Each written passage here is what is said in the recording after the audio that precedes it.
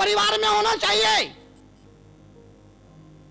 और मेरा कहा अगर आप माने, तमाम रूमों के साथ, आपके घर में किचन रूम है, बेडरूम है, ड्राइंग रूम है, बाथरूम है, बच्चों के लिए स्टडी रूम है, और कौन सा है, बेडरूम है, और तमाम रूम है। अच्छी बातें हैं, तरुण सागर को इसमें कोई तकलीफ नहीं। आपसे निवेदन करूंगा, आपके घर में एक कंट्रोल रूम भी होना चाहिए। कंट्रोल रूम, शहर का जो संवेदनशील इलाका होता है, पुलिस का वहां कंट्रोल रूम होता है। मुझे लगता है आपके घर में भी एक कंट्रोल रूम होना चाहिए। जिस आदमी का कंट्रोल खत्म हो जाए उसको उस कमरे में घुसेड़ दो और कहना जब दिमाग कंट्रोल हो जाए बाहर आ जाना।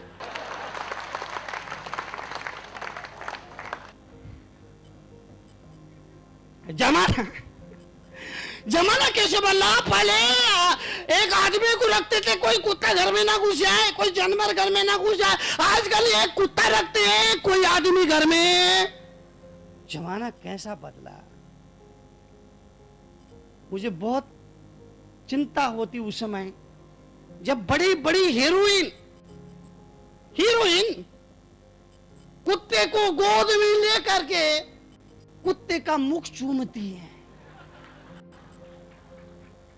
कई बार मुझे अखबार में देखने में आता है, चूंकि मैं टेलीविजन देखता नहीं हूं, अखबार जरूर देखता हूं, उसमें भी हमारे संबंधी जो खबरें होती है उसको देखता हूं, दूसरी खबरें भी देखने में आ जाती है। कई बार मैं देखता हूं बड़े बड़े फेमस हीरोइन कुत्ते को गोद में लेकर उसका मुख चूमती है। और जब वो कोई हीरोइन कुत्ते का मुख चूमती है, इस देश का नौजवान भगवान से प्रार्थना करता है, हे भगवान अगले जन्म में तू मुझे कुत्ता बनाना।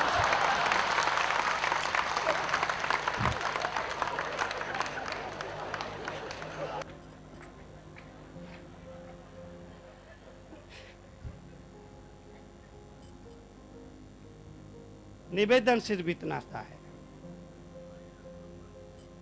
निवेदन सिर्फ इतना सा है, कुत्ते से प्रेम करो ये आपकी मर्जी है। प्रार्थना सिर्फ इतनी है कि जितना प्रेम आप अपने कुत्ते से करते हो उसका 10% प्रेम अपने बूढ़े माँ बाप पर निछावर कर देना, उनका बुढ़ापा सुधर जाएगा। जितना प्रेम दुनिया के नौजवानों से मैं कहना चाहता हूं कि जितना प्रेम आप अपने कुत्ते से करते हो उसका 10% प्रेम अपने बूढ़े माँ बाप पर निछावर कर देना, उनका बुढ़ापा सुधर जाएगा और तुम कुत्ता होने से बच जाओगे।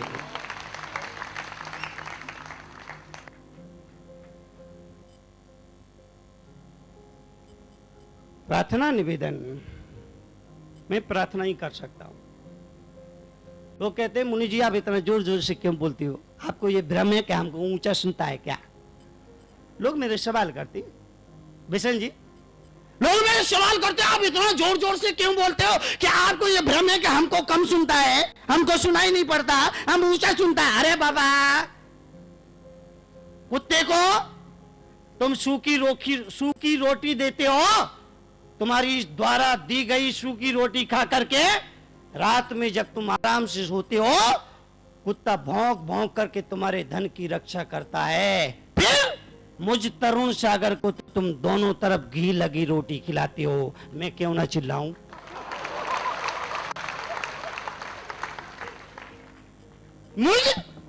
मुझे तरुण सागर को दोनों तरफ घी लगी रोटी खिलाते हो, मैं क्यों ना चिल्लाऊं? मेरा फर्ज है आवाज लगाते रहूं, जागते रहो, जागते रहो, जागते रहो, जागते रहो। ये समाज के द्वारा दी हुई 2 रोटी खा करके मैं समाज का ऋणी हो जाता हूं, इसलिए अपनी ड्यूटी निभाता हूं और ड्यूटी को ब्यूटी बनाना ये तरुण सागर को अच्छी तरह से आता है। गुजारिश, प्रार्थना, निवेदन, आह्वान करता हूं मैं समाज से, अपनी बात आपके बीच में रखता हूं, लोगों के बीच में रखता हूं, और जब रखता हूं तो पूरी तरह से रखता हूं। आपने मुझे यहां बुलाया है, इसलिए मैं आया हूं। 10 बार बुलाया तब मैं आया हूं, और एक बार भी कहने की जरूरत नहीं पड़ेगी और मैं यहां से चला जाऊंगा। बुलाया है तो सुनना तो पड़ेगा। बुलाया है, मेहमान को बुलाया है तो मेहमान की 2 बातें तो सुनना पड़ेगी। आपसे निवेदन सिर्फ इतना है, अपने आप अपने घर को संभालिए, अपने परिवार को संभालिए। पैसा कमाने में इतना गफलत मत हो जाइए कि आपकी असली संपत्ति जो औलाद है वो आपके हाथ से निकल जाए। असली दौलत तो वही है ना, असली दौलत तो वही है। और मैं लोगों से अपील भी करता हूं, भाई लोगों से अपील करता हूं कि आपने जो गाड़ी मेहनत से कमाई की है वो कमाई घर आकर के पत्नी के हाथ में रख देना, क्योंकि घर की असली लक्ष्मी तो वही है। जो लक्ष्मी तिजोरी में बंद है वो तो पता नहीं कब तुम्हारा साथ छोड़ दे। जो लक्ष्मी तिजोरी में बंद है वो पता नहीं कब तुम्हारा साथ छोड़ दे, पर ये लक्ष्मी तो आखिरी दम तक तुम्हारा साथ निभाने वाली है। इसलिए असली लक्ष्मी यही है। जो भाई बाजार की लक्ष्मी से शराब पीता है और घर में बैठी हुई लक्ष्मी का अपमान करता है, गाली गलौज करता है, उसके साथ मारपीट करता है, दुर्व्यवहार करता है, याद रखना उस घर से दोनों लक्ष्मी बाहर हो जाती है। तिजोरी की लक्ष्मी तो पीछे के दरवाजे से बाहर हो जाती है और घर की लक्ष्मी सामने के दरवाजे से बाहर हो जाती है। शराब पीकर के पति अगर घर आएगा तो उसका घर क्या कहलाएगा? सोचिए, अगर पति शराब पीता है, शराब का नशा करके आता है, उसके घर में, उसके परिवार में क्या खुशियां होगी? वो अपने परिवार में अपने बच्चों को कैसे संभाल पाएगा? उसके परिवार का मान सम्मान, बुजुर्गों का, पुरखों का दिया हुआ यश कब तक कायम रहेगा? सोचिए। गुजारिश करता हूं, निवेदन करता हूं, शराब, तालाब, नदी, कुआं, बावड़ी में डूबकर अब तक जितने लोग नहीं मरे हैं उससे ज्यादा लोग शराब की छोटी सी प्याली में डूब करके मर गए हैं। तालाबों में डूब करके, नदियों में डूब करके अब तक जितने लोग नहीं मरे हैं उससे अधिक लोग शराब की छोटी सी प्याली में डूब करके मर गए हैं। आप अपने आप को बचा के रखिए, व्यसन मत आने दीजिए। तरुण सागर जैसे मुनि को अगर आप कुछ देना चाहते हैं, मुझे आपके रुपये पैसे की जरूरत नहीं, रखूंगा कहां? मेरे पास जेब भी नहीं।